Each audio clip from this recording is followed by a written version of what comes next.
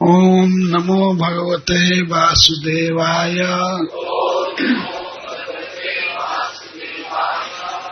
नारद मुनि ने जो चित्रकेतु महाराज को विद्या दिया, वो उसी की आवृत्ति सब लोग करेंगे एक साथ। माइक ले लीजिए, श्लोक 18। ओम नमस्ते भगवते वासुदेवाय धीमहि तन्नाय निरोधाय नमः संकर्षणाय नमो विज्ञानमात्राय परमानन्दमूर्तये आत्मारामाय शान्ताय वेतगततिष्ठये सत्युर्मय नमः। इस विद्या का निरंतर जप करने से, पढ़ने से राजर्षि चित्रकेतु को भगवान का दर्शन हुआ है। इसी का वर्णन हो रहा है। भगवान शेष का, जो सबसे नीचे पाताल लोक में रहते हैं,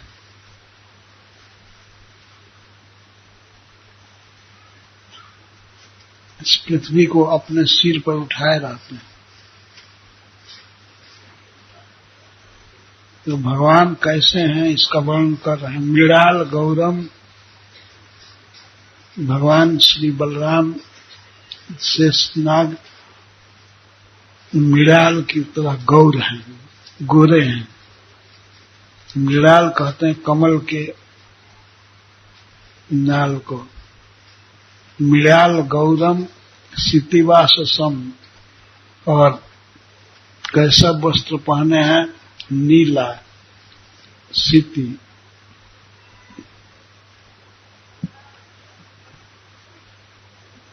और बहुत सुंदर चमक रहे हैं आभूषण भगवान के। सिर पर किरीट लगाए हैं, मुकुट, केयूर हाथों का गहना है, कटीत्र कमर का गहना है, बेल्ट, कंकड़म ये बाजूबंद है, कलाई का गहना है, इसको लगाए हैं भगवान। बहुत सुंदर लग रहे हैं, स्फुरत चमक रहे हैं। इस तरह से श्री भगवान को देखकर चित्रकेतु महाराज पुलकित हो गए। उनके आंखों से आंसू आने लगा। उन्होंने भगवान को प्रणाम किया। प्रणाम जब कर रहे थे तो अपने सिर को उन्होंने रखा भगवान के चरण रखने की चौकी पर, जहां भगवान चरण रखते थे। और चरण के ऊपर चौकी पर बिस्तर लगाया गया था, बहुत सुंदर मखमल का गद्दा था। तो उस पर प्रणाम किए, लेकिन इतना प्रेम उमड़ा कि प्रणया सिरलोचना, आंख में आंसू भर आए, आंसू टपकने लगा। और उससे भगवान का चरण रखने का आसन गीला हो गया।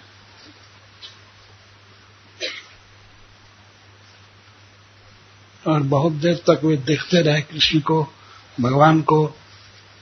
कुछ बोल नहीं सके, क्योंकि प्रेम के कारण सारे वर्णमाला अवरुद्ध हो गए, को बोली निकल नहीं रही थी। जो वर्णमाला है, सारे वर्णमाला अवरुद्ध हो गए, अर्थात उनका गला भर आया, वे कुछ बोल नहीं पाए। चिरम देर तक वहीं प्रणाम किए रहे, और बार बार आंसू निकल रहा था। मुंह उपमेय है, हम उस भगवान के चरण रखने के बेड को भिगो दिए।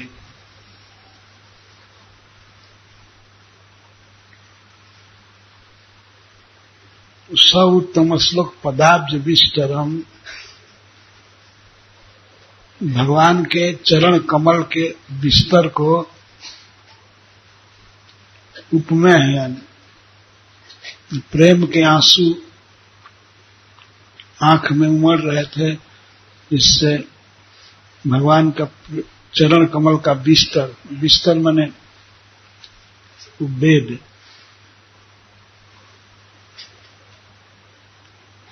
गीला हो गया और बहुत देर तक कुछ कह नहीं पाए, लेकिन उन्होंने अपनी बुद्धि से अपने मन को समाहित किया और प्रतिलब्ध भाग सौ बोलने की शक्ति आ गई। तब इस प्रकार बोलने लगे। चित्रकेतु महाराज भगवान की स्तुति किए, वो आगे वर्णन है। इस प्रकार से इस विद्या का प्रभाव देखा गया। उतना आसक्त व्यक्ति पुत्र में, स्त्री में, घर में, और केवल नारद मुनि के द्वारा सिखाए गए भगवान की विद्या को, स्तुति को, मंत्र को पढ़ते रहे 7 दिन, बहुत नियम पूर्वक बस पढ़ते रहे। तो पढ़ने से ही इनके मन में इतना शुद्धि आ गई, मन का स्पीड बढ़ गया और वे शेष भगवान के चरण कमल के पास चले गए।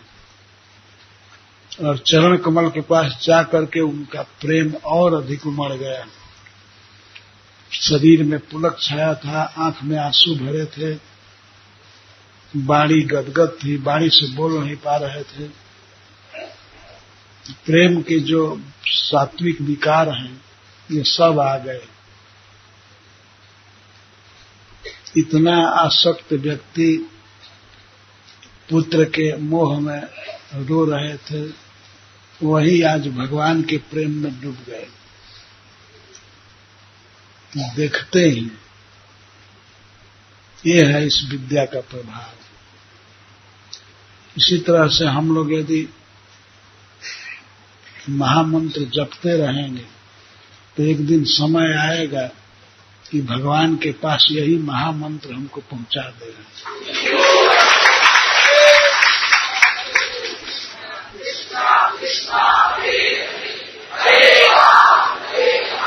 राम राम हरे।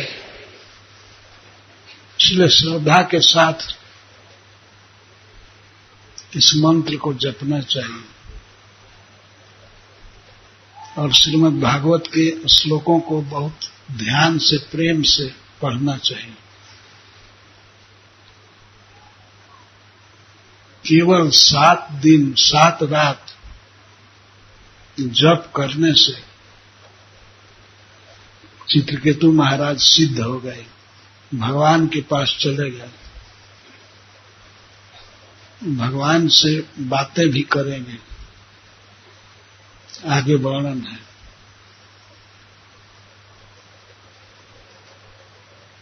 पहले कंठ गदगद हो गया, इसलिए बोल नहीं पाए, केवल रो रहे थे प्रेम के कारण। कुछ देर के बाद जब बोलने की शक्ति आई, उन्होंने अपने मन को समाहित किया, बुद्धि से समझाया, तब रोना रुका, तब भगवान के गुण का वर्णन करने लगे। तो इस तरह की सफलता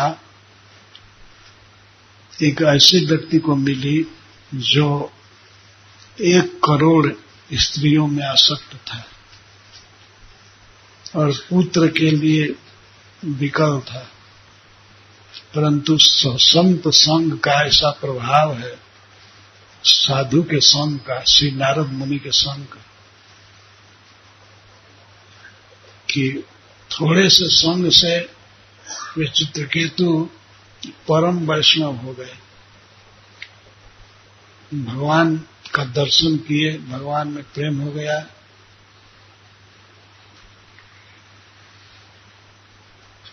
यह घटना सिखाती है कि हमें भी उत्साह रखना चाहिए।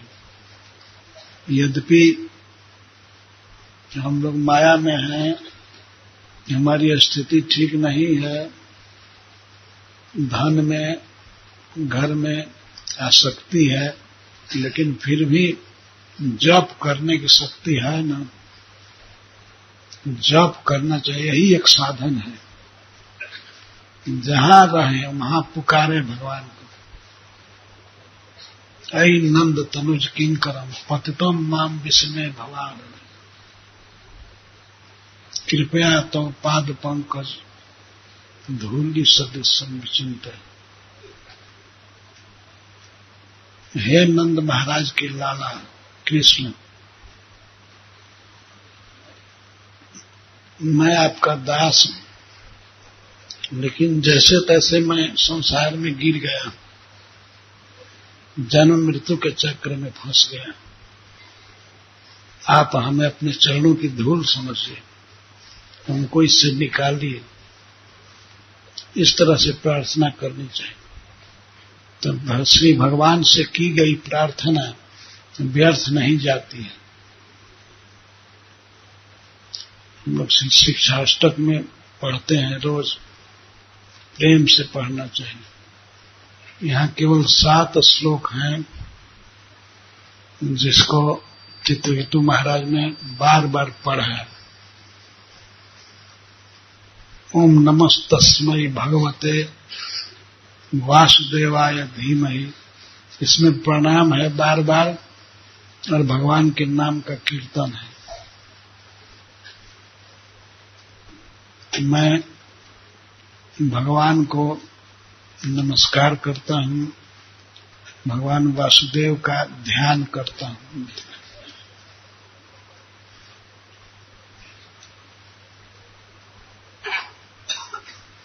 और नमः धीमहि का यह अर्थ है कि मैं मन में नमस्कार करता हूँ। नमः धीमहि, मैं ध्यान करते हुए भगवान को प्रणाम करता हूँ। यह बार बार कहा गया है, बार बार भगवान का नाम आया है। वासुदेव, प्रद्युम्न, अनिरुद्ध, संकर्षण, ये सब भगवान के नाम है। जो सबसे बेस्ट है हम लोगों के लिए यह महामंत्र। हरे कृष्णा कृष्णा कृष्णा हरे राम राम राम। एक बार स्वयं नारद जी ने पूछा ब्रह्मा जी से कि इस घोर कलयुग में किस उपाय से व्यक्ति जन्म मृत्यु को पार कर सकता है। तब श्री ब्रह्मा जी ने बताया कि ये 16 नाम का महामंत्र है, इसी को जपना चाहिए, कीर्तन करना चाहिए। और यह भी कह दे नातः परतरोपायम सर्व वेदेषु विद्यते, समस्त वेदों में इसके अलावा और कोई उपाय नहीं। नातः परतरोपायम सर्व वेदेषु विद्यते। ब्रह्मा जी तो सारे वेदों के विद्वान हैं ही। वो कह रहे हैं कि सभी वेदों में, सभी ग्रंथों में इसके अलावा कोई दूसरा उपाय नहीं बताया गया है। विश्वास करना चाहिए। हरे नाम हरे नाम हरे नाम कलो नास्ते नास्ते नास्ते। वेद शास्त्रों में उपाय तो बहुत बताए गए हैं, लेकिन इस कलयुग में सब हो नहीं पाएंगे। मनुष्य में न बुद्धि है न शक्ति है, कर नहीं सकता है। एक अश्वमेध यज्ञ करना हो तो कोई संसार का सारा विद्वान मिल करके नहीं कर सकते। सारे राजा नेता मिल जाए, एक अश्वमेध यज्ञ करना चाहे, नहीं कर सकते। उसमें बहुत ज्यादा सोना चाहिए, बहुत धन चाहिए अश्वमेध यज्ञ के लिए। आजकल तो केवल कागज पर छाप देते हैं कि हम यज्ञ कर रहे हैं, अश्वमेध यज्ञ कर रहे हैं, लेकिन अश्वमेध यज्ञ के जो नियम है, जितना सामान जुटाना चाहिए उसमें से कुछ भी नहीं जुट पाता है। केवल एक फैशन है कि यज्ञ हो रहा है, हा हा हा हा कर रहे हैं, स्वाहा हा हा कर रहे हैं। एक बार प्रयागराज में मैं देखा था, यज्ञ हो रहा था, 508 कुंड थे, बहुत दूर में पंडाल बनाया गया। तो 108 कुंड पर 4-4 व्यक्ति बैठे थे, जजमान और एक पंडित जी बैठे थे। तो 5-5 व्यक्ति एक कुंड पर, भरा था पंडाल। और संजोग से हवा का चलना बंद हो गया, यज्ञ चालू हुआ। तो मैं देखा था वहां, ये विनोद की बात नहीं है, पंडित बोल रहे थे स्वाहा, तो पीछे से सभी लोग बोल रहे थे स्वाहा। तो उसमें मैं देखा अनेक पुरुष और स्त्री स्वाहा नहीं बोलते थे, हा हा बोलते। यही मनाते थे कब ये यज्ञ खत्म होगा, कब पूरा होगा। सबके आंखों में आंसू था धुआं के कारण। स्वाहा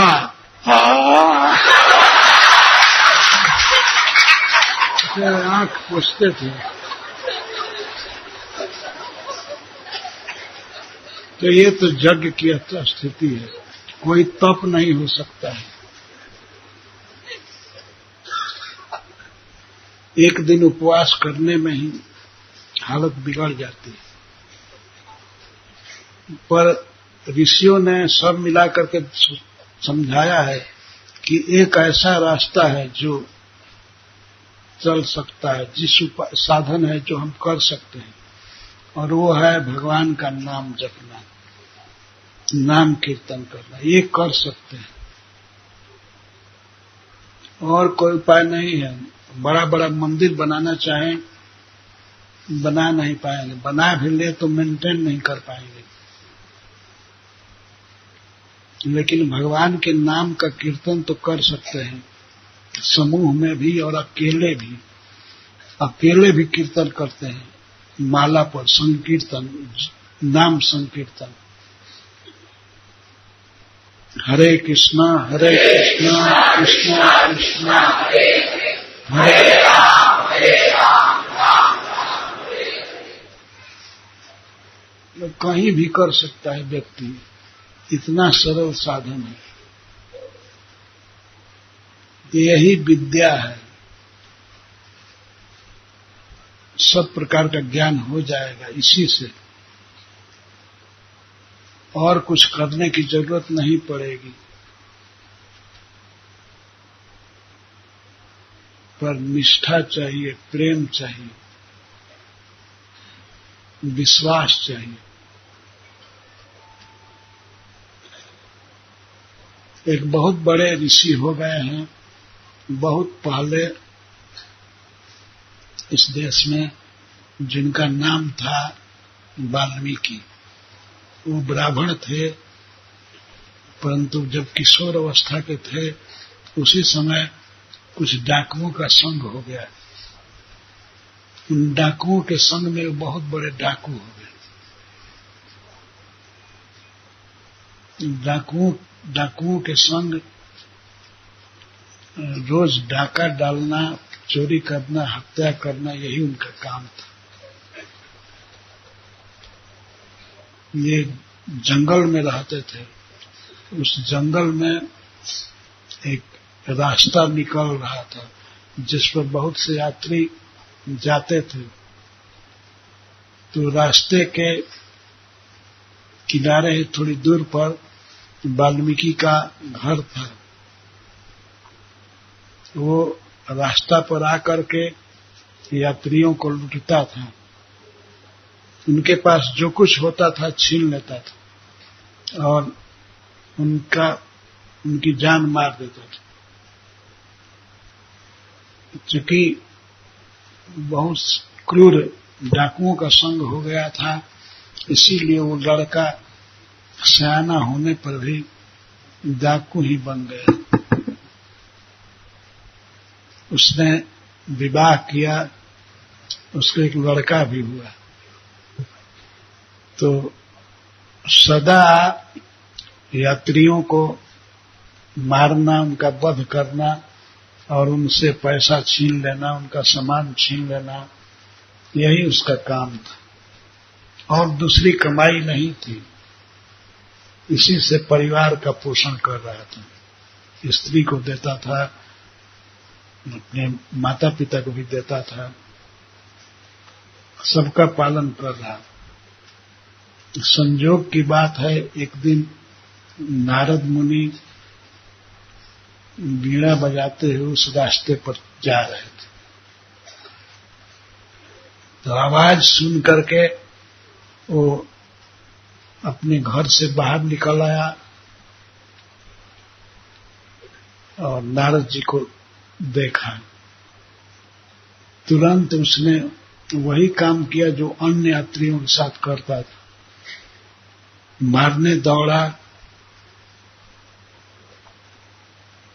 पर श्री नारद मुनि का ऐसा प्रभाव था वो मार नहीं पाया। पकड़ लिया, कहने लगा, ये तुम बीड़ा बजा रहे हो, ये रखो और तुम्हारे पास जो भी पैसा हो निकालो। नारद जी के पास कोई पैसा कहाँ से था, वो तो एक बीड़ा लेकर चलते हैं, वो बीड़ा भगवान दिए हैं। तो नारद जी ने यह कह दिया, तुम क्या करते हो इस कमाई से? तो मैं अपने परिवार का पालन करता हूं। तो ये बहुत बड़ी कमाई, बहुत बड़ा पाप है, इतनी हत्या कर रहे हो। कोई तुम्हारे कमाई में हिस्सा नहीं लेगा, पाप सब तुमको लग रहा है, इससे घोर नरक मिलेगा, नरक में गिर जाओ। नरक क्या चीज है ये भी उन्होंने बताया। वहां जमराज जी बहुत मारते हैं, जलाते हैं, बहुत प्रकार के कष्ट है। तो श्रद्धा से सुन लिया, कहा कि ऐसा तो हो नहीं सकता है, मैं जिस परिवार का पालन करता हूं वो हमारे पाप में हिस्सा नहीं लगाए, कैसे हो सकता है? हम विश्वास नहीं करते। हम जिनके लिए चोरी करते हैं, जिनके लिए हत्या करते हैं, वो हमारे पाप में हिस्सा नहीं लेंगे,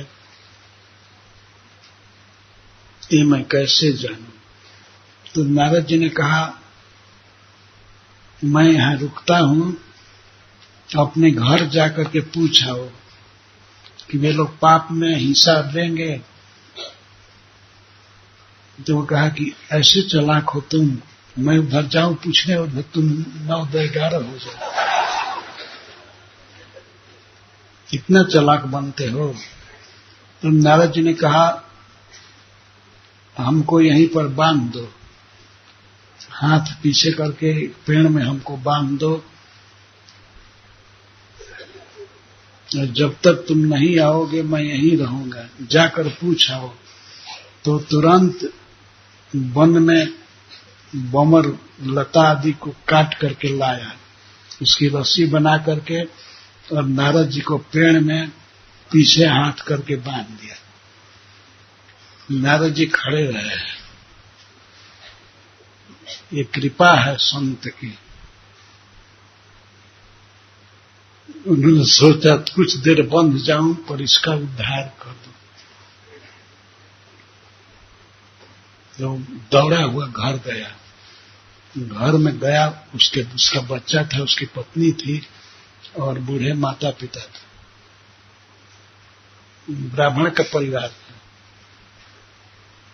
पर ब्राह्मण जब भ्रष्ट होते हैं तो एक नंबर के राक्षस हो जाते हैं। जाकर के पूछा सबसे पहले अपने पिताजी को, पिताजी से पूछे, पिताजी हम जो कमाई करते हैं, बहुत लोगों का वध करते हैं, चोरी करते हैं, डाका डालते हैं, तो इससे पाप लगता है। एक साधु बता रहा था, तो उस पाप में आप हिस्सा लेंगे ना? तो बाप ने कहा, बेटा जब मैं जवान था तब तुम्हारा पालन पोषण किया, ये हमारा धर्म है, कर्तव्य है, अपने कर्तव्य का हमने पालन किया, लेकिन पाप लेने में क्या कैसे किया जाता है मैं हिस्सा नहीं लेना चाहता। अगर पाप मिले भी तो मैं नहीं लूंगा, नरक में कौन जाएगा। तो अब वह अपने माँ के पास गया, वही प्रश्न किया कि माँ तुम हमारे पाप में हिस्सा लोगी कि नहीं? वह बोली, बेटा मैं जो देते हो पका लेती हूँ, खा लेती हूँ, लेकिन जो तुम्हारे पिताजी कहे हैं वही मैं जानती हूँ, मैं पाप में हिस्सा नहीं ले पाऊंगी। अब उसके सामने, वाल्मीकि के सामने अंधकार छाने लगा आंखों के सामने, कि माता पिता हमारे पाप में हिस्सा नहीं लेंगे। तब वो अपनी पत्नी के पास गया बहुत आशा से, और पत्नी से कहा, तुम हमारे पाप में हिस्सा बटाओगी कि नहीं? उसने सुनते ही कहा, स्वामी मेरी सेवा है, आप, मेरा धर्म है आपकी सेवा करना, आपके लिए भोजन बना देती हूँ, मुझको क्या पता कि आप कहाँ से लाते हैं, अन्न कहाँ से लाते हैं, पैसा कहाँ से लाते हैं। यदि यह सब जुटाने में पाप है तो पाप में मैं हिस्सा नहीं लूंगी। अगर किसी उपाय से कोई देने भी लगे तो मैं पाप नहीं लूंगी। अब वो पूर्ण निराश होकर के अब बाद में अपने छोटे बेटा से पूछा, बेटा तुम मेरे साथ नरक में जाओगे, मेरे पाप को लोगे? उसने कहा, नहीं पापा, मैं तो पाप नहीं ले सकता।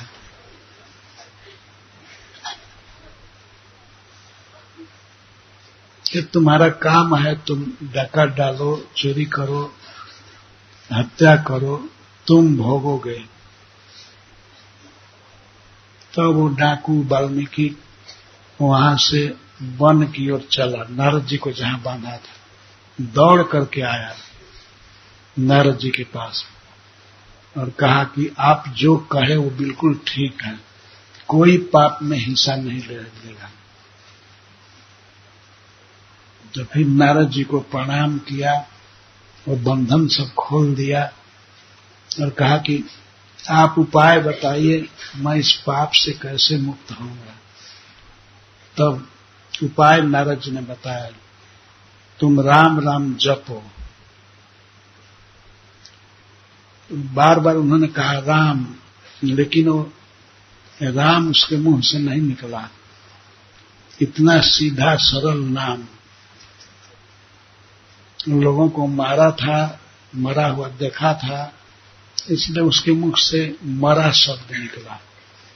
कितना भी प्रयास किया नारद जी ने राम राम, लेकिन वो मरा मरा कहता।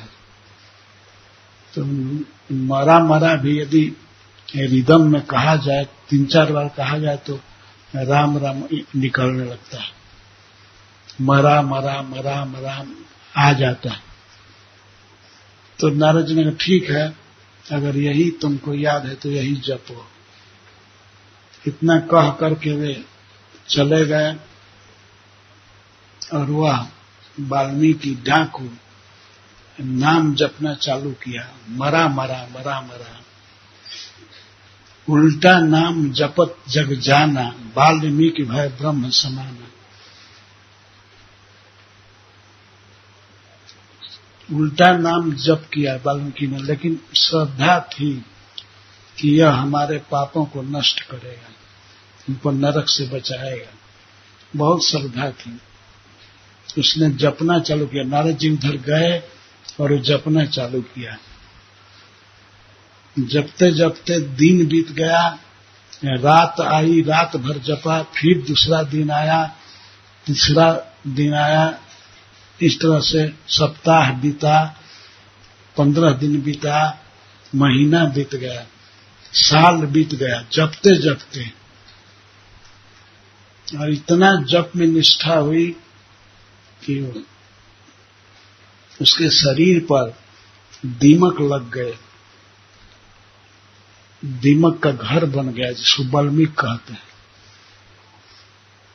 और उस वाल्मीकि पर फिर घास उग गई। फिर भी वो जप करता रहा, इतनी निष्ठा थी। भूख प्यास का तो पता ही नहीं, उसको केवल यही चिंता थी कि हमें जप करना है। राम राम राम राम। वो तो राम राम नहीं कर रहा था, उल्टा मरा मरा, लेकिन वो जपता ही रहा। अंत में देवलोक में हल्ला हो गया कि एक ऐसा तपस्वी है, अपने कमंडल का जल, गंगा जी का जल वाल्मीकि पर फेंका। तब वाल्मीकि ढह गया, उसमें से निकला वो मुनि ब्राह्मण जो भगवान का नाम जप रहा था।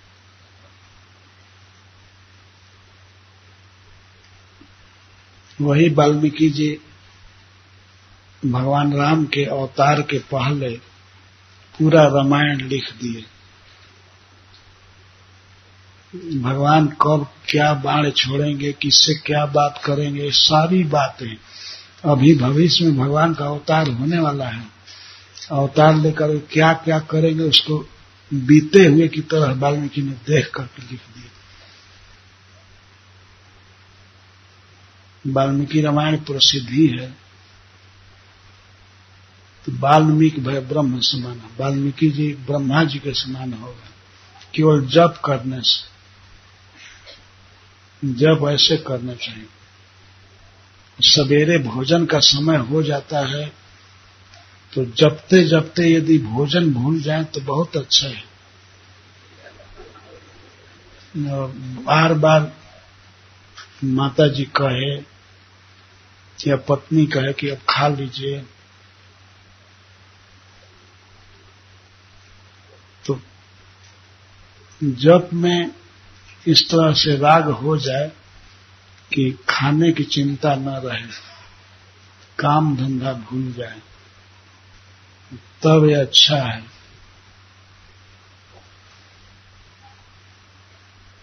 ऐसे रूटीन खराब नहीं करना चाहिए पत्नी का।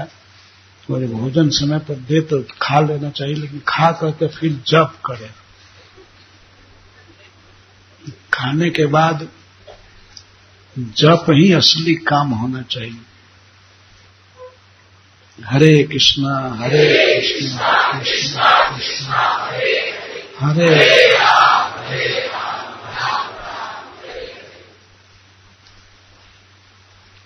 सोने में कटौती हो जाए, यदि सोना में कम सोएंगे तो कोई हर्ज नहीं है। कई लोग कहते हैं कि हमको समय नहीं मिलता है जप करने का। समय सबको भगवान ने बराबर दिया है, दिन और रात। ये आपकी मर्जी पर है कि आप उसमें से कितना समय जप में लगाएंगे।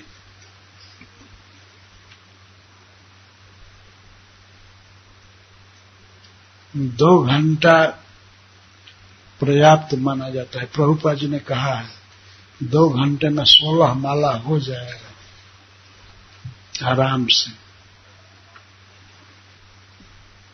भगवान चैतन्य महाप्रभु कहते हैं कीर्तनियो सदा हरि, सब समय कीर्तन करना चाहिए।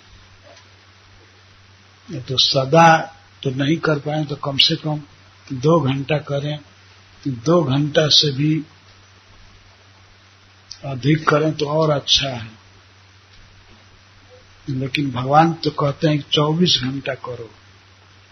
24 घंटा नहीं करेंगे तो 22 घंटा करें, 22 घंटे नहीं करेंगे तो 20 घंटा करें, या 18 घंटा, 16 घंटा, 14 घंटा, 12 घंटा, 10 घंटा, इनमें घटाते घटाते 2 घंटा, ये प्रभुपाद जी ने कहा। अब इतना भी नहीं कर सकते तो ये बेकार मनुष्य बने। इससे तो अच्छा था सुअर कुकर बन गए होते, ऊंट बन गए होते। तिनते खल सुकर स्वान भले, ऐसे मनुष्यों से अच्छे हैं कुत्ते, खर, गधा। बेचारे वो तो अपना कर्म बंधन खत्म कर रहे हैं, धीरे धीरे वे मनुष्य शरीर में आएंगे, शुभ गति की ओर बढ़ रहे हैं। लेकिन मनुष्य यदि भजन नहीं करता है, केवल सांसारिक काम धंधा में रहता है, तो अपने को गिरा रहा है, नीचे जाएगा। ये शरीर छूट जाएगा, दूसरा शरीर मिलेगा, तो निश्चित है कि मनुष्य शरीर नहीं मिलेगा, फिर पशु देह मिलेगा, पक्षी का शरीर मिलेगा। तो हम तो ऐसे जगह पर खड़े हैं कि अपने आप नीचे चले जाएंगे। तो हमसे अच्छे वे पशु हैं जो ऊपर जा रहे हैं।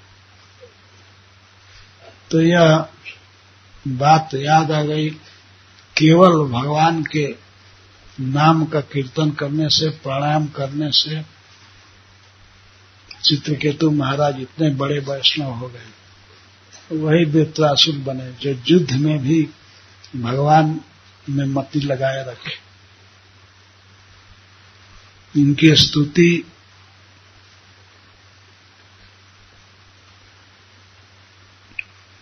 कुछ ही श्लोकों में है।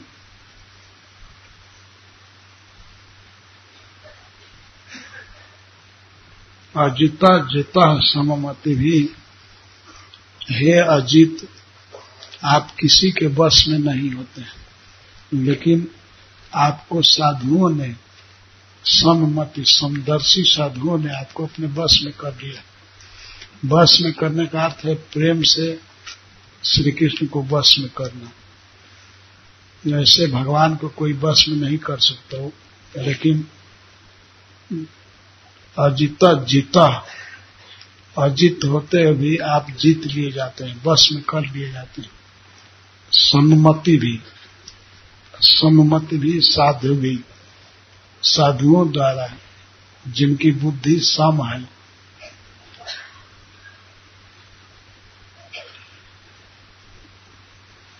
और जितात्मा भी, जिन्होंने अपने मन को जीत लिया है, ऐसे महात्मा जन आपको अपने वश में कर लेते हैं।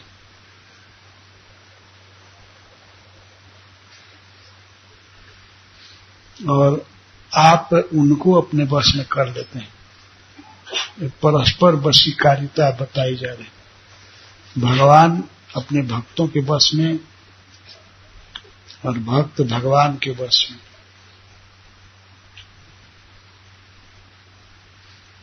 भगवान इतने करुण हैं कि अपने आप को भी दे देते हैं, इतनी दया करते हैं भजन करने वालों पर। अगर कोई भजन करता है तो भगवान इतनी दया करते हैं, इतनी दया कि उसको उसके अधीन हो जाते हैं, जैसे अर्जुन के अधीन है। अर्जुन के रथ को कौन चलाता है? भगवान चलाते हैं। अर्जुन आराम से बैठे रहते हैं। युद्ध जब खत्म होता है महाभारत में, तो युद्ध खत्म होने के बाद प्रतिदिन भगवान घोड़ों को धोते हैं, घोड़ों को भोजन देते हैं, पानी पिलाते हैं। अर्जुन आराम से उतर करके अपने कैंप में चले जाते हैं, लेकिन भगवान को चिंता रहती है घोड़ों को खिलाने की, घोड़ों को धोने की।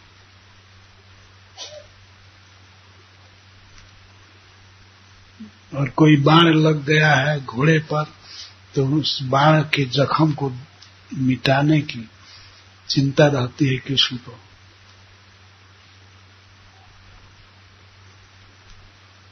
एक बार की घटना है, कर्ण सेनापति था।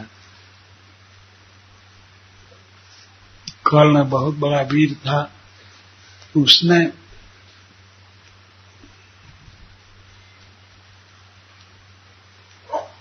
ये प्रतिज्ञा की एक दिन की मैं निश्चित अर्जुन का वध करूंगा।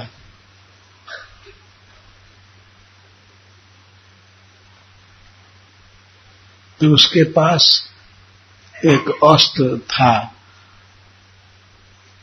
जब उसने कवच और कुंडल दान दे दिया इंद्र को, तो इंद्र अबलाइड होकर के एक अस्त्र दिए उसको। उसका नाम था एकअग्नि। एक वीर को अवश्य मारेगी, ऐसा अस्त्र था, बाण था।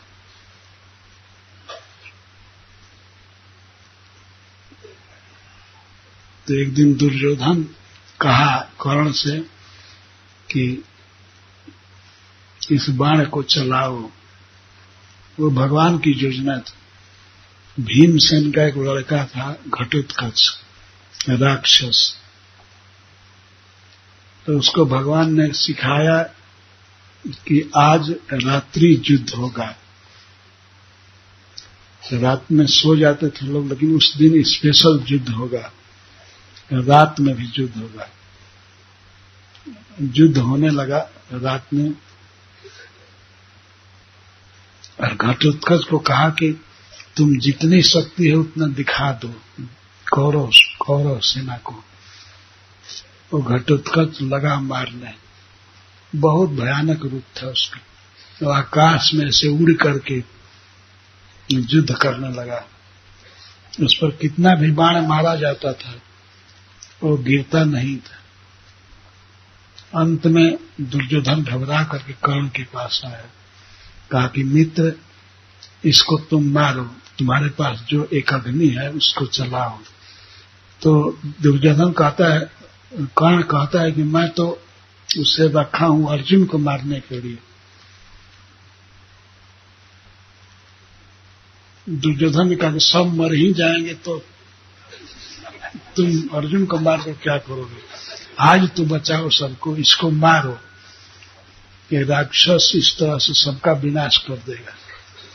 तो घबरा करके कर्ण एक अग्नि चला दिया। घटोत्कच गिर पड़ा, मर गया। लेकिन भगवान बहुत प्रसन्न थे। उन्होंने कहा महाराज युधिष्ठिर से, आज अर्जुन बच गए, इसकी मुझे बहुत खुशी है। घटोत्कच के मरने की चिंता नहीं। जब तक यह एक अग्नि शक्ति थी कर्ण के पास, मैं रात में सोया नहीं। रात दिन यही चिंता रहती थी कि एक अग्नि कैसे खत्म हो। भगवान को चिंता थी, लेकिन अर्जुन को चिंता नहीं थी। अर्जुन निश्चिंत सोते थे। तो श्री भगवान एक अग्नि को छुड़वा दिए घटोत्कच पर, तब वे सुखी हुए। इस तरह भगवान अपने को अपने भक्तों के वश में कर देते। तो वे अर्जुन के वश में।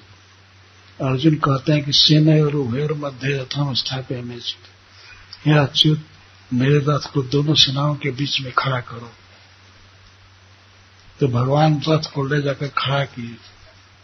वहां से फिर दोनों पक्ष की सेना को दिखाने लगा। जैसे अर्जुन कहते थे वैसे ही भगवान करते थे। जैसे भगवान अपने माँ के बस में है, यशोदा मैया के से अनेक भक्तों के बस में रहते हैं। वैसे भगवान अजित हैं। अजित का अर्थ होता है जिनको बस में नहीं किया जा सकता, जिनको जीता नहीं जा सकता, पर वे भी अपने भक्तों के द्वारा जीत किए जाते हैं। एक दिन जब महाभारत का युद्ध चल रहा था, उस समय की घटना है। श्री भगवान शिविर में जगे थे। रात्रि का समय, आधी रात के समय, तो नींद नहीं आई, तो अकस्मात युधिष्ठिर महाराज भगवान के रूम में चले गए और महाराज युधिष्ठिर ने पूछा कि द्वारकाधीश, आपको नींद नहीं आई है क्या? तो नहीं, नींद नहीं आ रही है। तो किस कारण से? तो भगवान ने कहा कि मेरे भक्त भीष्म पितामह मेरी याद कर रहे हैं, अतः मुझे नींद नहीं आ रही। भीष्म पितामह के याद में भगवान जगे थे और फिर युधिष्ठिर महाराज के साथ समस्त पांडवों के साथ वे गए भीष्म के पास। भीष्म चाहते थे कि मैं कृष्ण को देख करके दर्शन करते हुए शरीर त्यागूं। बाण सज्जा पर सोए सोए वे प्रतीक्षा कर रहे थे भगवान की। तो भगवान निद्रा को छोड़ करके अपने भक्त की याद कर रहे थे। ये है भक्त वश्यता, भक्त के वश में रहना। तो चित्रकेतु महाराज कहते हैं कि श्री भगवान अजित हैं, किसी के वश में नहीं है, लेकिन वे भक्तों के वश में है। और वे भक्त कैसे? जिनमें कामना नहीं है, समस्त कामनाओं से रहित हैं, अपने मन को वश में कर लिए हैं। ऐसे साधुओं के वश में श्री भगवान रहते हैं। एक श्लोक में कहते हैं, हे भगवान, आपके दर्शन से मेरे सारे पाप कट गए हैं, यह कोई आश्चर्य नहीं है। आपका केवल एक बार नाम उच्चारण करने से पुलकस भी संसार बंधन से मुक्त हो जाता है। ये भगवान के नाम की महिमा इस स्तुति में आई है।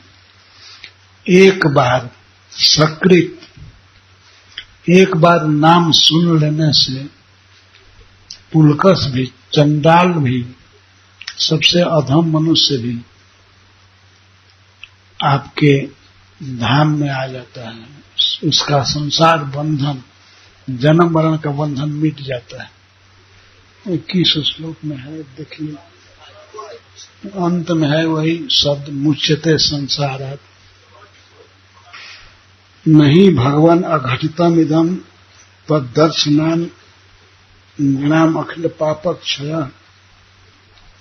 आपका दर्शन करने से मनुष्यों का सारा पाप नष्ट हो जाता है, यह कोई असंभव नहीं है। मैंने अपने जीवन में देखा है। आपके नाम का ऐसा प्रभाव, जन नाम सकृत श्रवणा, आपका नाम एक बार भी सुनने से जन्म मृत्यु से पार हो जाता है। और वो भी कौन? पुलकस, कुत्ते का मांस खाने वाला चंडाल भी मुक्त हो जाता है। मुक्त होता है कौन? सबसे गर्हित व्यक्ति। और एक बार नाम सुनने से। सकृत का अर्थ होता है एक बार, सकृत नाम श्रवणात्, एक बार नाम सुनने से। इसीलिए भक्तों को प्रभुपाद जी ने आज्ञा दिया, गली गली में, नगर में कीर्तन करो। कम से कम सुनेंगे जीव, मनुष्य सुनेंगे। और मनुष्य के अलावा कितने कुत्ते सुनेंगे, गाय सुनेंगे, पशु सुनेंगे, पेड़ पौधे सुनेंगे। उनका कल्याण होगा। ये अपने कुटिया में बंद रह करके गुप्त भजन मत करो, कीर्तन करो, नगर कीर्तन गांव गांव में। एक बार चैतन्य महाप्रभु ने पूछा हरिदास ठाकुर से, हे हरिदास जी, मैं एक बात के लिए चिंतित हूं, ये पशु और पेड़ पौधे भगवान का नाम बोल नहीं पाते हैं, इनका उद्धार कैसे होगा? तो हरिदास ठाकुर ने कहा कि प्रभु आप चिंता मत कीजिए, आपका नाम ऐसा है कि इसको कोई एक बार सुने भी तो उसका उद्धार हो जाएगा। भगवान चैतन्य महाप्रभु की बात का ये प्रमाण है, शास्त्र प्रमाण। सकृत जन्नाम श्रवणात् मुच्यते पुलकशोपि संसारात्। उद्धार में क्या, संसार से, जन्म मृत्यु से पार हो जाता है एक बार नाम सुनने से। तो ये कीर्तन करने वाले की कितनी बड़ी महिमा है। नाम तो सुनाते हैं, गाने पर ही न कोई सुनेगा। तो उन भक्तों को बहुत धन्यवाद है जो भगवान के नाम का कीर्तन करते हैं। ये बहुत बड़ा उपकार है। इस उपकार के कार्य को करते रहना चाहिए।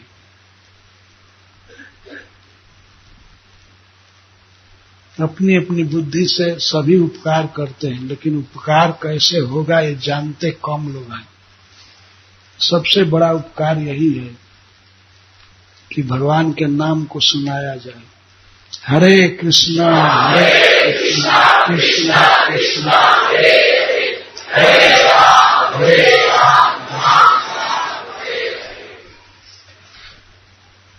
ये है शास्त्र प्रमाण। ये श्लोक देख रहे हैं ना, 44वां श्लोक।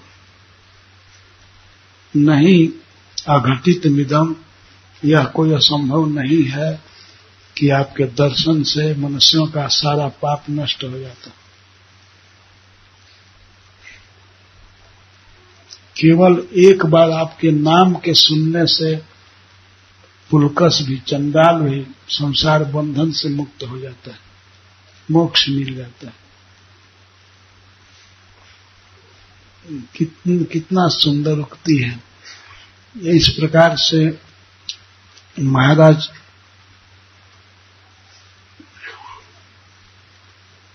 चित्रकेतु भगवान की स्तुति किए। बहुत से श्लोक इसमें हैं। इस अध्याय में बाद में श्री भगवान बोलते हैं, जहां से श्री भगवान वाचा है।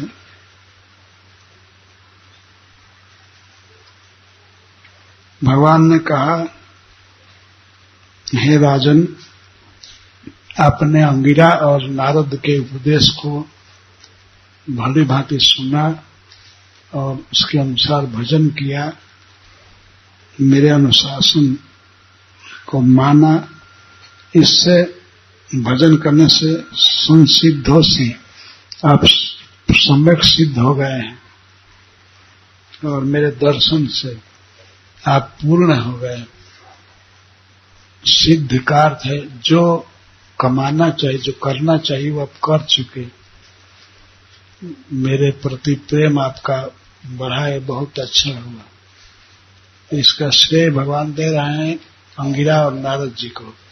अंगिरा और नारद मुनि ने आप पर कृपा किया, उनकी कृपा से आप सिद्ध हो गए, मेरे परम भक्त हो गए। और मेरे दर्शन से, विद्या पढ़ने से, मंत्र जपने से और मेरे दर्शन से आप कृतार्थ हो गए।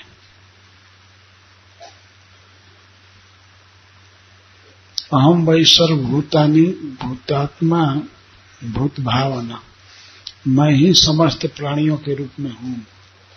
अहम वही सर्वभूतानि, मैं सर्वभूतानि, भूतानि का अर्थ जीव, सभी जीव मेरे ही अंश हैं, मैं ही सभी प्राणियों के रूप में हूँ। भूत भावन, भूतों का पालन करने वाला, जीवों का पालन करने वाला मैं हूं। भूतात्मा, और समस्त प्राणियों की आत्मा मैं हूं। सबको चेतना देता हूं, सबके हृदय में हूं। सर्वस्य चाहम हृदय संयष्ट, ये अर्थ है। सबके हृदय में हूं, सबका पालन कर रहा हूं।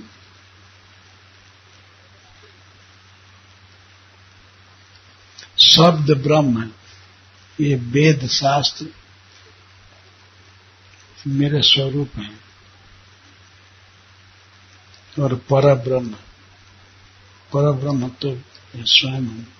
शब्द ब्रह्म के रूप में भी मैं हूं, वेद के भी रूप में भी। ये मेरे दो शरीर हैं, शब्द वेद और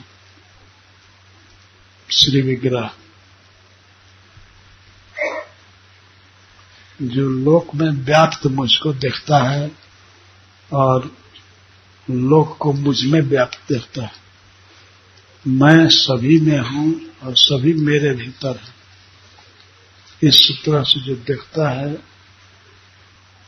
शास्त्र में मुझको देखता है, शास्त्र मेरे भीतर है और शास्त्र में मैं हूं। जैसे सोने वाला पुरुष सोते समय सपना देखता है तो वो सारी दुनिया को अपने भीतर देखता है। वो देखता है कि मैं पहाड़ देख रहा हूं, नदी देख रहा हूं, अनेक मनुष्यों को देख रहा हूं, तो वास्तव में अपने भीतर ही देखता है। और उठने पर, सपना टूटने पर देखता है कि मैं एक जगह पर हूं। बेड पर देखता है अपने को। सपना देखने में वो सारी दुनिया को अपने में देखता है।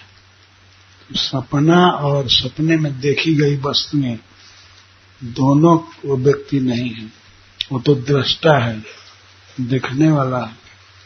ऐसे अपने को समझना चाहिए कि मैं दृष्टा हूं। दृष्टा देह से परे है, देह से भिन्न है। ज्ञान विज्ञान संतुष्टो मद भक्त पुरुषो भव। ज्ञान विज्ञान से संतुष्ट होकर के मनुष्य को चाहिए कि वो मेरा भक्त बने। फिर भगवान ये भी कहते हैं कि बहुत बहुत शरीर मिलने के बाद, बहुत जन्मों के बाद यह शरीर मिला है, मनुष्य का शरीर। ये बहुत दुर्लभ है। इसको पा करके मेरी भक्ति करनी चाहिए। यदि मनुष्य शरीर में व्यक्ति भक्ति नहीं किया, न कश्चित सममाप्नुयात्, कहीं भी सुख नहीं मिलेगा। इसी शरीर में भक्ति करके सुख मिल सकता है, मुक्ति मिलेगी, भगवान का धाम मिलेगा।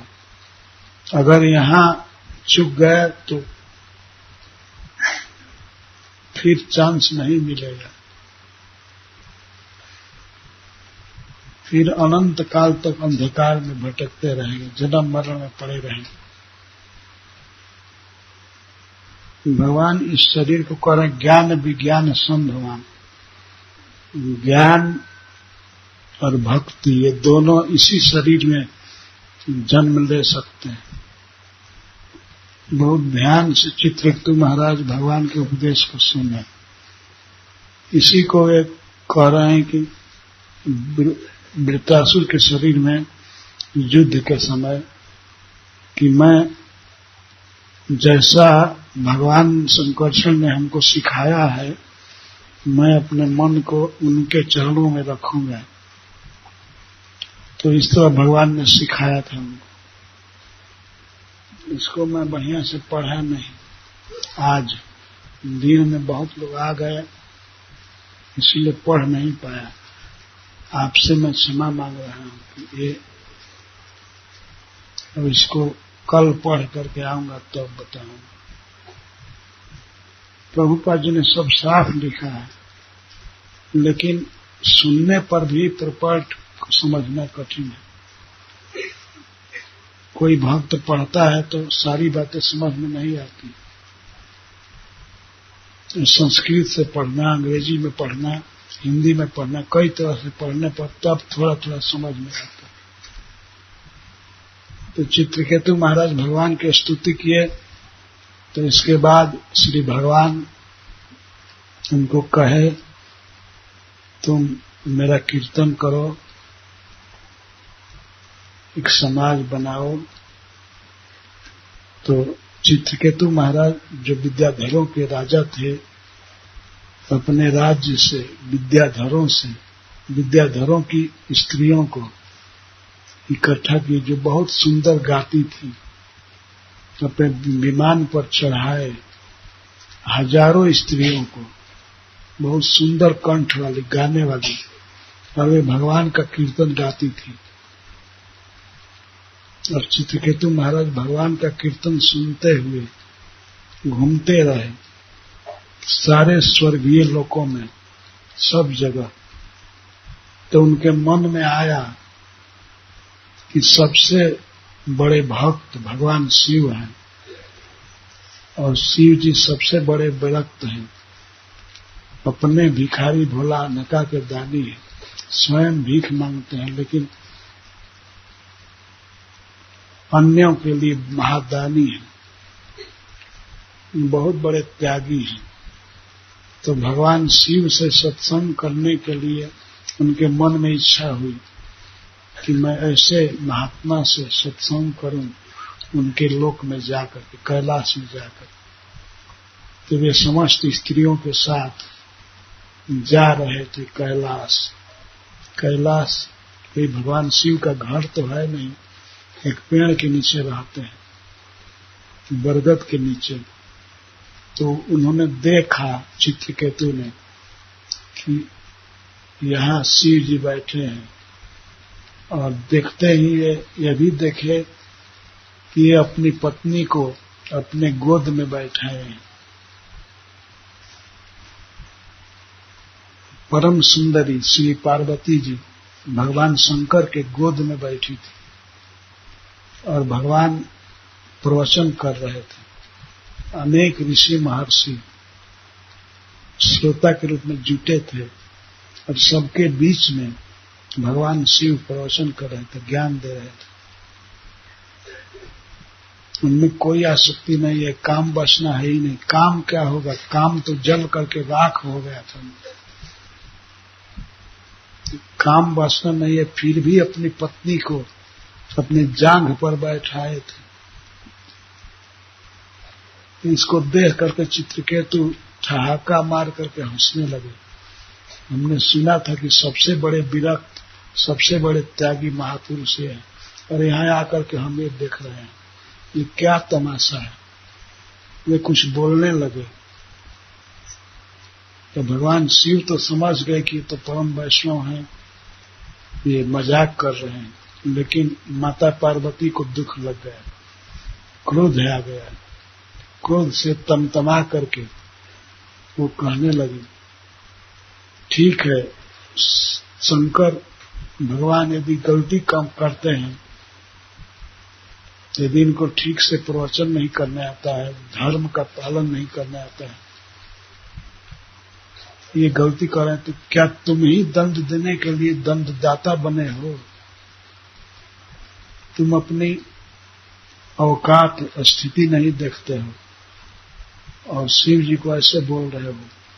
तुम तुरंत राक्षस हो जाओ, असुर हो जाए। क्रोध से उन्होंने शाप दे दिया।